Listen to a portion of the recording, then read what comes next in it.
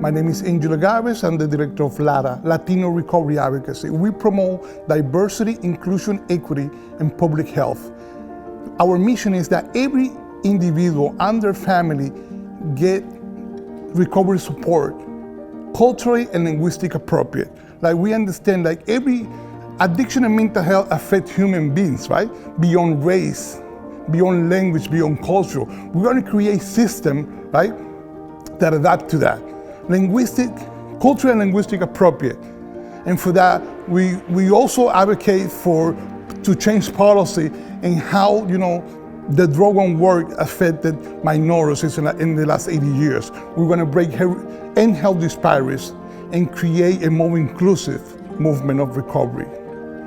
When we talk about cultural appropriate recovery, it's those elements, in my culture I can communicate not only through language, because it's people that is Spanish that speak English, but those elements of the culture, breaking those big stigma that we have, how we see things, how we do things in my culture is going to be different in every culture. That's why we got to adapt recovery to every culture, because recovery is universal.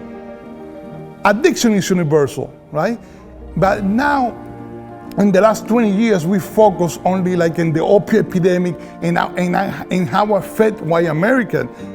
Every awareness that we got in the last 20 years is because that perception but we be leaving behind, laws in 1920, policy and law that had affected minorities through Nixon, through Reagan, the crack epidemic. We always got to go back to the crack epidemic and see in those days was no advocacy, was no support, was mass incarceration, And those barriers, we have to accept it and understand them, we can change that and be a recovery movement, and be like diverse and inclusive in this movement.